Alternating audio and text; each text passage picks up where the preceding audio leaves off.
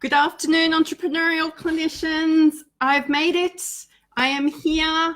It has been another interesting week. Holy crapola, Batman. 4 weeks, the last 4 weeks for me have been intense.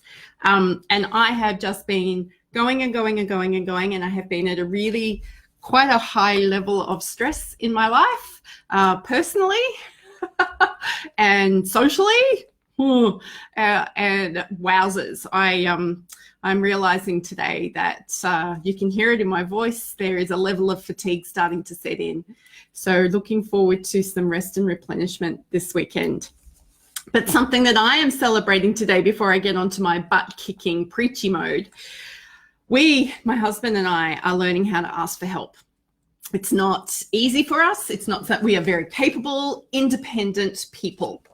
And we like being capable and independent people. There's a sense of control that comes with that and certainty that comes with that. And also it allows us to be lacking in vulnerability. Like, I'm fine. Hey, Jill, it is a happy Friday. It's such a beautiful day here. So we've been doing things a little differently and learning how to be kind with each other. And I can assure you my patience is running out with the being kind with each other bit. Like, is it over yet? No, it's not. Now he is he is simply recovering, and I just don't have patience for that because we've got other stuff we now need to deal with and contend with. But I love him dearly, and he will be laughing his head off, acknowledging that I am like this. But you know what? We got the all clear for him this week, which is fantastic, awesome, and superb. So yay us. We also had a friend come over and actually mow the lawn for us today. Hooray, hallelujah. So we had all the fires, then all the rain, which made all the garden grow. And I just do not have the strength in my body to do what needs to be done with managing the the tools, and John simply can't do it. So we're really, really grateful to Mick, who came around and did it and did a wonderful job. And you know what? He said he's coming back in 2 weeks to do it again. Whoa, that's really cool. All right, now some butt kicking time. All right, I'm going to watch all the numbers drop off, but I will be disappointed if you do. We need to get serious about just the COVID, the virus thing, okay? Because the virus thing is not going away, and it's scary. I get that it's scary, but can we stop feeding the monster? We do not need to be a part of the hysteria monster, people. And in fact, we actually should be showing leadership here around how to help people calm down and be responsible adults, citizens, human beings in this time of international crisis. You know what? This is an opportunity for us to actually practice how to be a united world. But let me not get into that. There are some things that aren't being spoken about that are affecting our businesses and are affecting our future. Everybody is just so conscious of this next thing in front of them that I would be irresponsible if I didn't actually help you to start thinking about this more strategically. Numbers are dropping. How you think about this whole situation more strategically. Your clients, your customers, your suppliers, the people that you come into contact with are actually looking at you and me for leadership in this situation. We are health professionals. They expect health professionals. They will hold us to a higher standard. They will actually go, if the health professionals aren't coping, holy crap, what are we going to do? And inside, we're going, I want to freak out just like everybody else. Hey, guess what, people? Our freak out time needs to be a little different and in a different space, not where our clients and our customers have the opportunity to go, oh, cool, Joe's freaking out. I'll just go and have an extra freak out as well. So we need to become risk managers, and we need to think about this in terms of risk. So the first person who is at risk is you. What do you need to do to keep yourself safe? What is an acceptable level of risk for you at the moment? So I live with a compromised immune system all the time, and my husband has just had cancer treatment. We should not be going to situations where that virus is known to be. Now, in my local community, we've got high schools that have closed down. That totally floored me this week. I expected us to be immune with all of the organic biodiversity stuff that goes around, but no, apparently not. So for us, we are now really having to sit down and think about, I wanted to go to an event on Saturday night where lots of people will be gathering and there's going to be great music, and I was really looking forward to it. But I'm going to choose not to do that now, because why put us at that level of risk? It's an unacceptable risk for me. But not everybody is living with a compromised immune system, and you need to think about for yourself what level of risk for you, for your family, what is your risk tolerance? And it's totally okay that your risk is different to mine. It is totally okay that you go, I'm actually just going to keep living my life and hug all the people. I've been hugging people all day today. I forgot that it was a non-to-do thing. And you're okay with that. Thank you for keeping the humanness around. But please understand that the spreading of the virus is actually going to happen more rapidly if we all keep doing that. So the first person we need to work out and keep safe is us, right? Because when we lose our health, we can't do anything. Our capacity to earn goes down the toilet. And we're going to get on to the fact that our businesses are already being affected by this. Okay.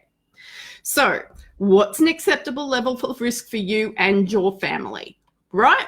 Can we just do that? Because that is the responsibility of self-care right there.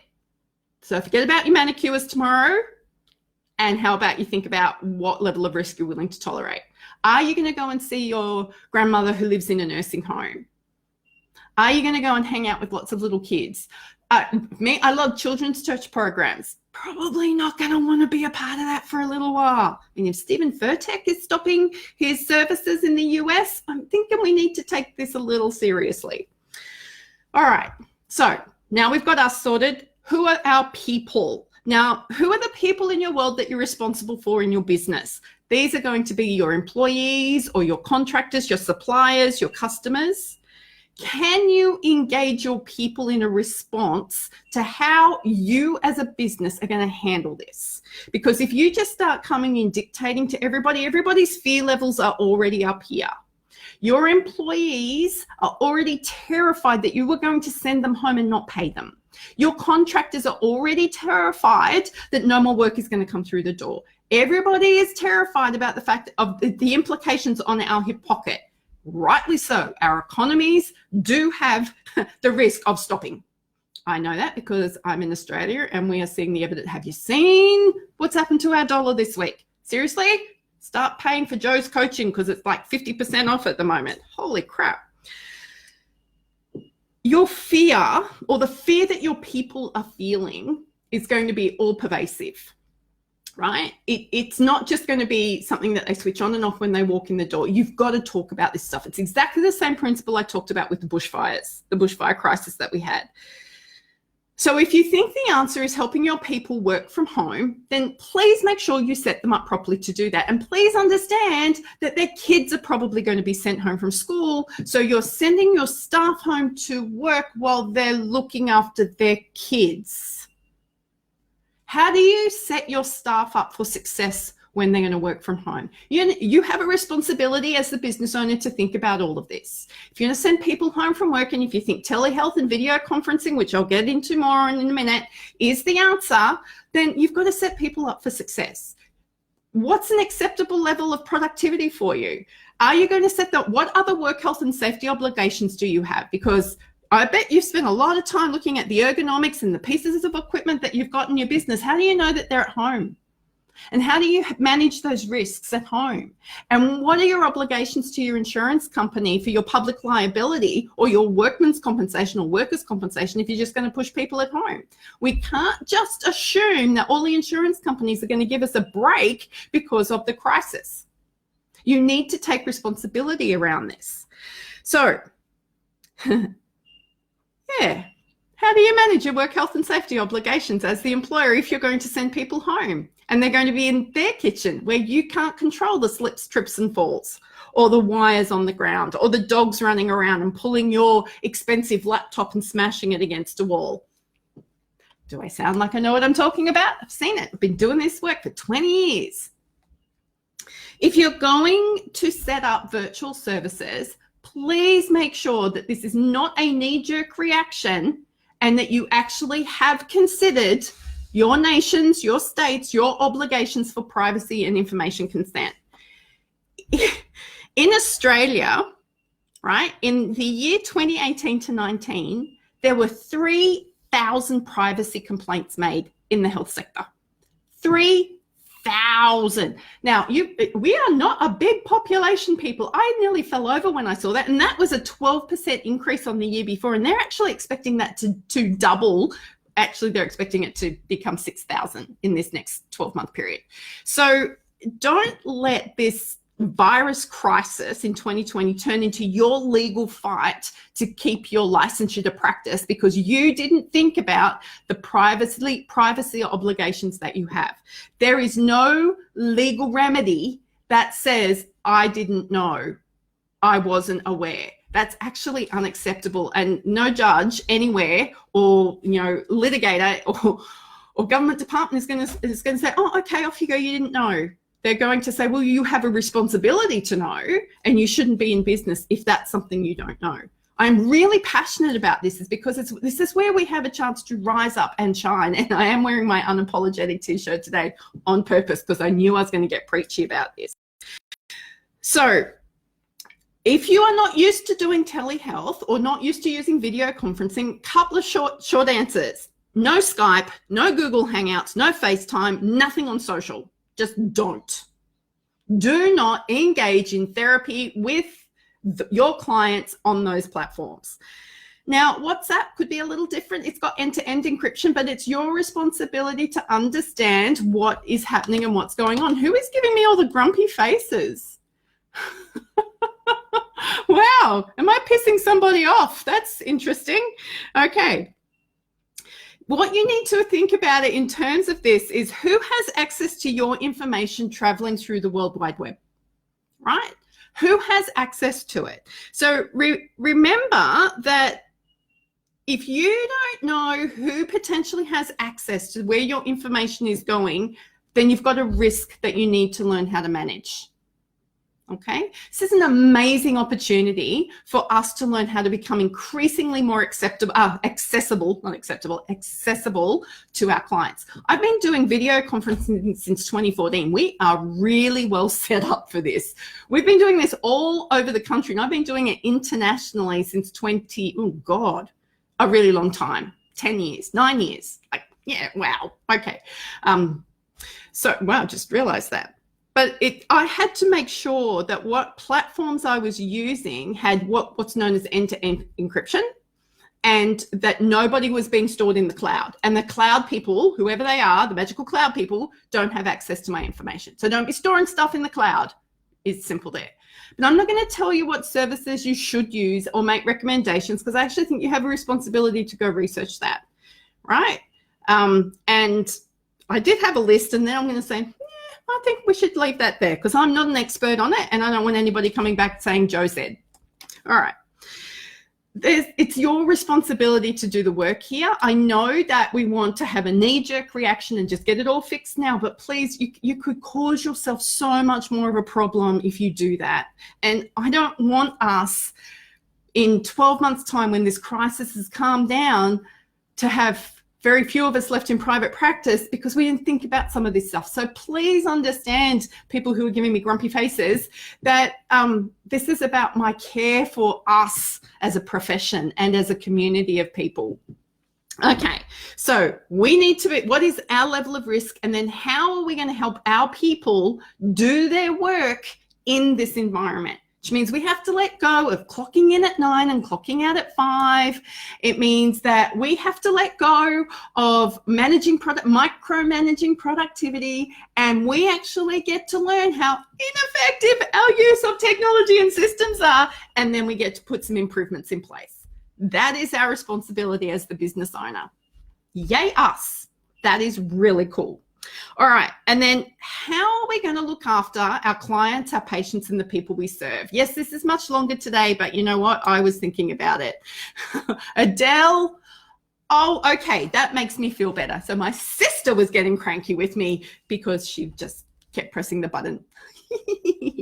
Okay, how are we going to look after our clients, our patients, the people we serve? Because they are scared. They have already come to us before the virus, vulnerable and fearful. It was hard enough for most of them to go, please help me. I know how hard it was for me to ask Mick to come and mow my lawn today.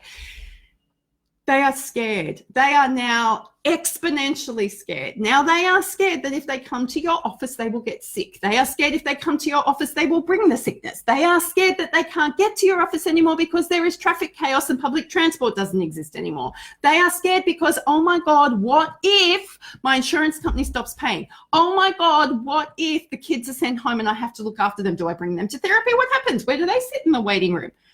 Believe me, that happens. I have had a Pacific Islander family where I thought 2 people were turning up and we had 11 people in the room. Yep, that was a culture shock. I am not a Pacific Islander, in case you haven't noticed. Everybody is feeling incredibly vulnerable, exposed, and threatened at the moment. So we can do something about that, and it's to not feed the beast that is the hysteria. We can help people understand how telehealth or video conferencing is actually going to help them. Thanks, Kate. We are going to help people by going, you know what? You've been making such incredible gains. Let's not lose the momentum now. We have an opportunity to continue to do this. We have an opportunity for you to, because I honestly thought that telehealth or video conferencing would not give me the same results as me in the room. I was wrong. Our results did not change. So whether I'm in the room with you or not, or on a video conference with you or not, my work still works. I just don't have to travel so far, and it doesn't cost as much because you don't have to pay me to travel so far.